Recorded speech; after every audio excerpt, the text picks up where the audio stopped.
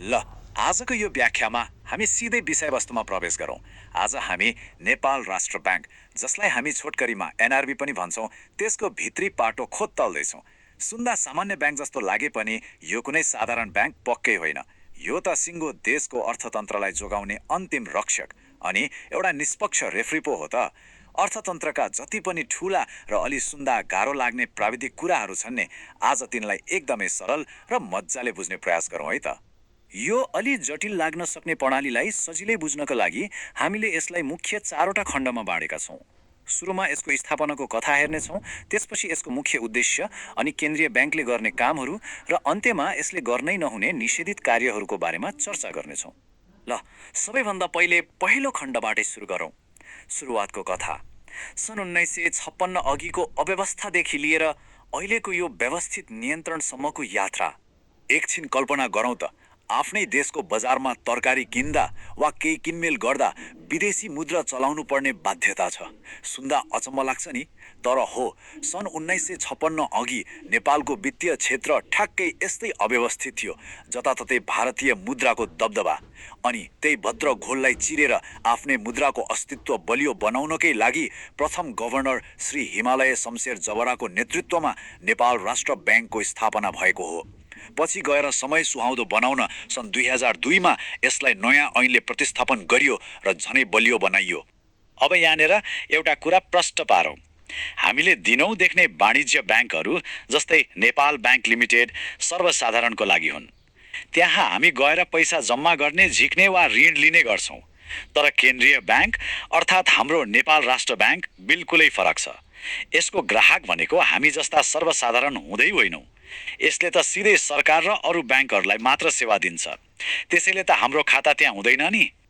अब लागौँ दोस्रो खण्डतर्फ, रक्षकको उद्देश्य। यसको दूरदृष्टि, लक्ष्य र मुख्य उद्देश्यहरू के हुन् त? यसको सबैभन्दा प्रमुख मिसन भनेको समष्टिगत आर्थिक स्थायित्व कायम गर्नु हो। सुन्दा शब्द अलि भारी छ है, तर यसलाई एकदमै सरल रूपमा बुझौँ। जसरी एउटा डाक्टरले हाम्रो शरीरको रक्तचाप सन्तुलनमा राखेर हामीलाई स्वस्थ बनाउँछ नि, ठ्याक्कै त्यसै गरी राष्ट्र ब्याङ्कले बजारमा महँगी र पैसाको प्रवाहलाई नियन्त्रण गरेर सिङ्गो देशको अर्थतन्त्रलाई बिरामी हुनबाट बचाउँछ। एकदमै महत्त्वपूर्ण काम हो यो। अनि त्यो स्थायित्व प्राप्त गर्नको लागि राष्ट्र ब्याङ्कले प्रयोग गर्ने मुख्य हतियार भनेकै मौद्रिक नीति हो। यो नीतिलाई अर्थतन्त्रको एउटा स्टियरिङ व्हील जस्तै सम्झिनुहोस्, जसले बजारमा पैसाको प्रवाहलाई नियन्त्रण गर्छ। सोच्नुहोस् त, यदि बजारमा धेरै पैसा भयो भने के हुन्छ? महँगी अचाक्री बढ्छ नि। हो, त्यसैले त्यो स्टियरिङ घुमाएर पैसाको गति नियन्त्रण गर्ने र बजारको मूल्यलाई स्थिर राख्ने जिम्मा यसैको हो। यसको अर्को ठुलो उद्देश्य भनेको तरलता व्यवस्थापन गर्नु हो। तरलता भनेको सजिलै नगदमा परिणत गर्न सकिने पैसा हो।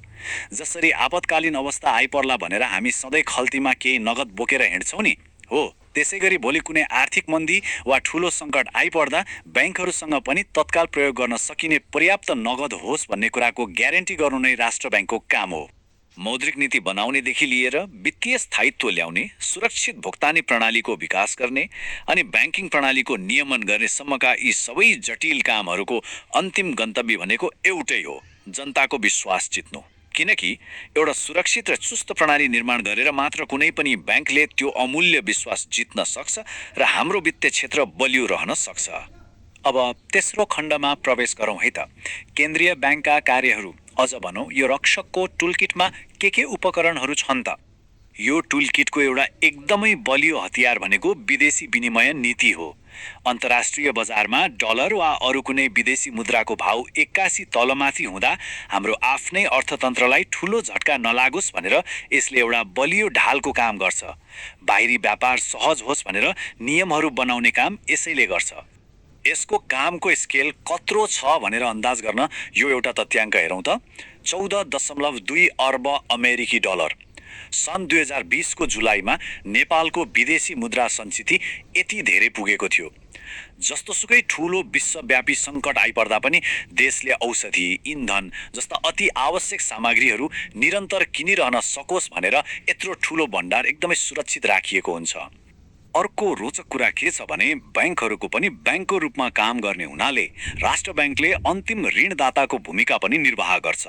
यसको मतलब के हो भने भोलि कुनै वाणिज्य बैंक गम्भीर आर्थिक सङ्कटमा फस्यो र चारैतिरबाट उद्धारका बाटोहरू बन्द भयो भने नि त्यो बैंकलाई पूर्ण रूपमा डुब्नबाट बचाउन अन्तिम सहारा भनेर राष्ट्र बैंक अगाडि सर्छ, साँच्चै एउटा अभिभावक जस्तै। अनि त्यही उद्धार कार्यलाई सम्भव बनाउन नगद मौजदात अनुपात अर्थात् CRR लागू गरिएको हुन्छ। यो स्रोत अनुसार 3% रहेको छ। यसलाई सजिलो भाषामा भन्दा हरेक वाणिज्य बैंकले आफूले जम्मा गरेको कुल निक्षेपको केही हिस्सा अनिवार्य रूपमा राष्ट्र बैंकको ढुकुटीमा रिजर्भ वा एउटा खुत्रुकेको इमर्जेन्सी फन्ड जस्तै गरेर राख्नै पर्ने हुन्छ। आपत पर्दा यही पैसा काम लाग्छ। आपतकालीन ऋण दिने मात्रै होइन, यसको जिम्मेवारी त निकै फराकिलो पो छ त। हाम्रा खल्तीमा हुने भौतिक नोट र सिक्का छाप्नेदेखि लिएर सरकारको सल्लाहकार बन्ने, बैंकहरूलाई लाइसेन्स बाँड्ने काम यसैले गर्छ। त्यति मात्र कहाँ हो र, अवैध रूपमा कमाएको कालो धनलाई लुकाएर सेतो बनाउने जुन अपराध हुन्छ नि, हो त्यस्तो सम्पत्ति शुद्धिकरण र आतंकवादी गतिविधिमा हुने लगानीलाई कडाइका साथ रोक्ने सम्मका अत्यन्तै गम्भीर जिम्मेवारीहरू पनि यसैले निभाउँछ। ल, अब हामी आजको व्याख्याको अन्तिम खण्डमा आइपुग्यौं। पूर्ण रूपमा निषेधित कार्यहरू अर्थात् यो रक्षकका आफ्ना सीमाहरू के हुन् त? पूर्ण निष्पक्षता र जनताको विश्वास सधैँ कायम राख्नको लागि राष्ट्र बैंकलाई अरू वाणिज्य बैंकहरूले जस्तो व्यापार गर्न स्पष्ट रूपमा प्रतिबन्ध लगाइएको छ। यसको सिधा अर्थ हो राष्ट्र बैंकले सर्वसाधारणको निक्षेप सङ्कलन गर्न पाउँदैन, ऋण दिन पाउँदैन, अन्य कम्पनीको सेयर किन्न पाउँदैन र कुनै पनि प्रकारको व्यापार चलाउन पाउँदैन। जथाभावी घरजग्गा किन्न पनि यसलाई मनाइ छ। तर यति कडा नियमहरू हुँदाहुँदै पनि यहाँ एउटा निकै रोचक अपवाद छ है। राष्ट्र बैंकले बाहिर सर्वसाधारण वा व्यापारिक संस्था कसैलाई पनि ऋण दिन त पाउँदैन, तर आफ्नै कर्मचारीहरूलाई भने ऋण दिन कानुनले नै छुट दिएको छ। हेर्नुहोस् त, बाहिरको लागि यति कडा नियम, तर भित्र आफ्ना कर्मचारीहरूको सुविधाको लागि भने सानो व्यवस्था। अचम्मको छ नि। अन्त्यमा यो एउटा प्रश्नबारे सोचौँ त, यदि सिङ्गो राष्ट्रको अर्थतन्त्रको अन्तिम रेफ्री नै आफै मैदानमा उत्रिएर खेल्न थाल्यो र व्यापारिक जोखिम लिन थाल्यो भने त्यो खेलको नियम कसले पालना गराउँछ? पक्कै पनि भद्रगोल हुन्छ नि। हो, राष्ट्र बैंकमाथि लगाइएका यी कडा बन्देजहरू नै वास्तवमा यसको सबैभन्दा ठूलो शक्ति हुन्।